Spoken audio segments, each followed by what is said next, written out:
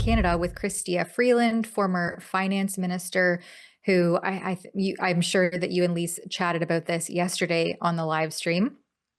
But basically, and I'm getting a lot of feedback, so I'm sorry if it sounds, I don't know if it sounds strange on your end, but anyway, No. I'm trying a new setup and it's a little bit distracting what's happening in my ear. But anyway, Freeland has now resigned or stepped down within days. Before, it was like some undetermined number of weeks after taking this position, with President Zelensky as his new economic advisor for Ukraine. And she's been enmeshed with her motherland, arguably for forever, but certainly for at least the last 10 years. And as it turns out, throughout her tenure as a sitting MP, as a member of cabinet, as our finance minister, deputy prime minister, special envoy to Ukraine, an appointment she received under Mark Carney and then stepped down from in the fall.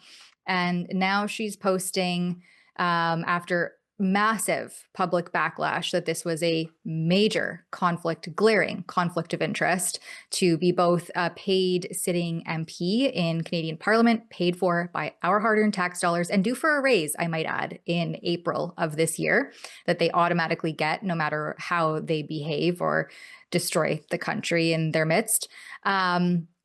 But she has now updated everyone when there was massive backlash about this appointment, and says that she'll be leaving her position as of tomorrow, Friday, January 9th. And previously, I think just the day before, she had taken to X, or social media, to post that she will be leaving in the coming weeks. So that's just basically an undetermined amount of time.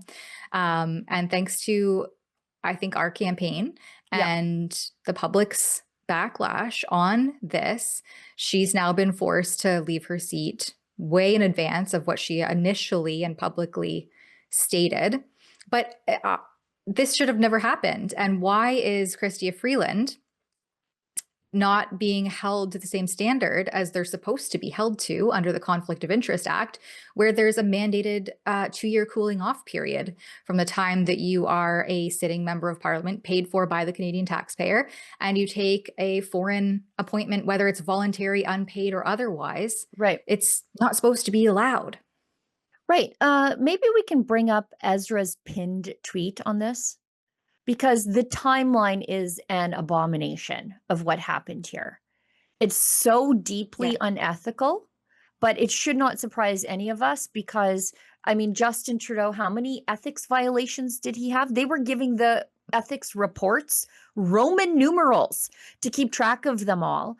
And so, of course, Freeland thinks she can get away with this, and she thinks that she can get around these ethics rules because, oh, it's an unpaid gig with the Ukrainians. I don't care. I actually don't care if you're making money or not. That's not what this is about. I mean, it would be worse, but it still doesn't save you from having your weird, sneaky dual loyalty stuff. Do we have Ezra's pinned tweet? Oh, yeah, there it is. Oh. Zelensky hired her on December 22nd. Okay, 22nd. She disclosed that to Carney on Christmas Eve. The two of them decided to keep it a secret because they gave $2.5 billion to Ukraine on December 27th. What was her involvement in that December 27th decision? Well, we know she had at least some involvement because she was the advisory whatever to Ukraine until she resigned that position just like 2 days ago when she took the job publicly with Zelensky. And it wasn't until public backlash and media requests started pouring in. When I first called the ethics commissioner's office to inquire about this appointment and whether or not it was a conflict of interest, they were the ones that acknowledged to me that it was a hot story, and they're trying to get together their talking points, basically, is what they said in that initial call, that they're trying to get together their talking points because other journalists have been reaching out with the same question. And so that kind of fermented in the background for at least 4 hours from the time I called and first made that request to the time that Freeland posted to social media that the role is voluntary and unpaid, because I specifically asked, and I have that recording for anybody who doubts what I say. I specifically asked, I'm wondering if this is a paid position and how this conflicts with her paid position as a member of parliament. And I don't know if any other media were asking that question specifically, but it was about 4 hours before anyone at the ethics commissioner's office got back to me, despite telling me that they were going to call me back within 2 hours or even sooner, because they had received, as I mentioned, other media requests. And then as that time passed, Freeland quickly took to social media, posted it was a voluntary unpaid position, that she'd be leaving within a couple weeks, and she was stepping down from her envoy of reconstruction of Ukraine position. And then everyone started piling on to anyone questioning, well, look, no, she's resigned. Look, it's an unpaid voluntary position. And none of that was publicly announced or available when the questions first started rolling in. So it wasn't until that social media lit up, that backlash ensued, that they scrambled to get the story straight. And I would say that it's not really straight even as it stands now. But regardless, it shows that the public pressure works. And I can't confirm. I'll have an updated report, because I did reach back out to the ethics commissioner on this, and with some more generic questions, because of course they hide behind confidentiality and shield themselves by sourcing case by case basis stuff. So I tried to keep things as ambiguously worded as I could. And I'll have a full update on that, but they're mum on whether or not they will be launching an investigation, which just shows to Canadians, what is the ethics commissioner doing? What is the integrity? What do integrity and ethics mean to this government? Nothing, because you can just have these dual loyalties and get away with siphoning billions of taxpayer dollars, right? As she was our finance minister when all of these billions were approved to Ukraine. And now all of a sudden she gets to ride off into the sunset as Canada's economy falters, as an economic advisor to Zelensky. And then, who's to say thereafter, this is all now out of Canada's hands, she won't become a paid who knows what within the Ukrainian government. It smells it reeks of corruption.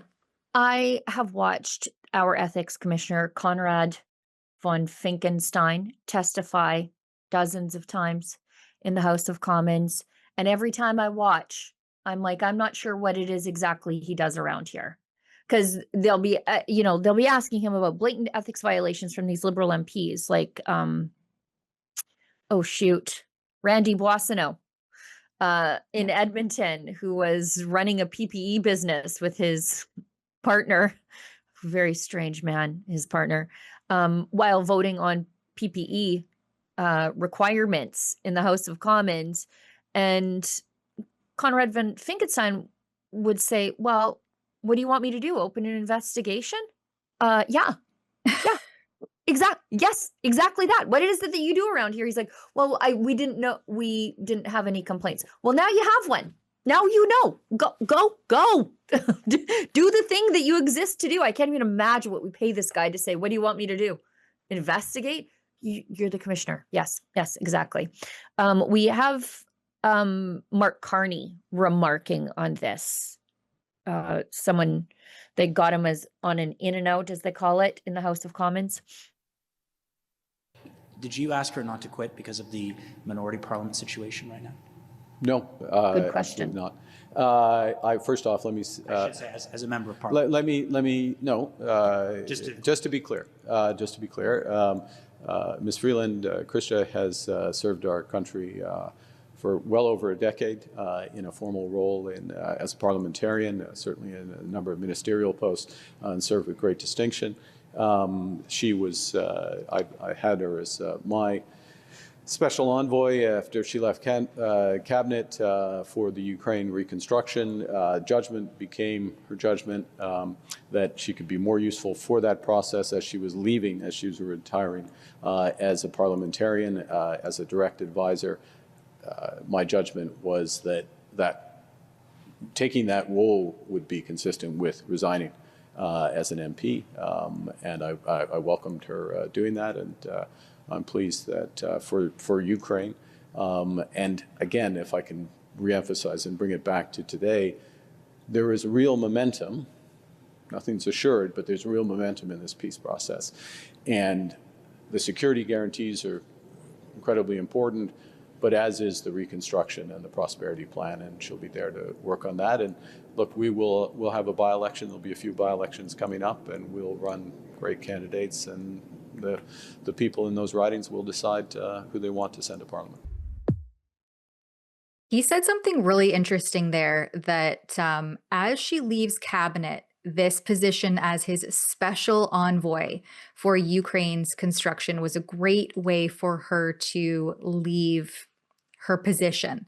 Sounds to me like it was a great way for Chrystia Freeland to tie up any loose ends as she transitioned into this position.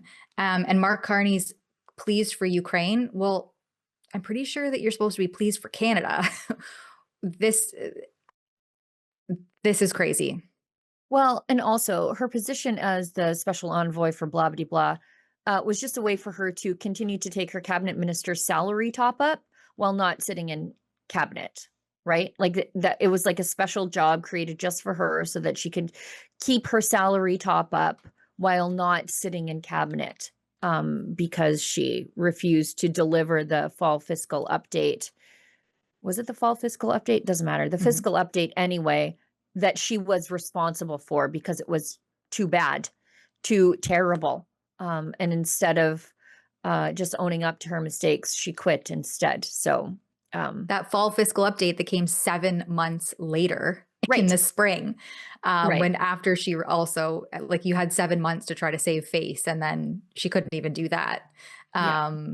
Yeah. So, and to make sure that Ukraine got that, what was it, $2.7 billion more on December 27th, just wringing that $1 billion taxpayer towel out, just squeezing every last little bit of it before she heads on to advise their economy. Oh God. Well, they put like Chrystia Freeland was at the helm of our financial management when, now that we are in record deficit to the tune of whatever, I don't even remember what it is now.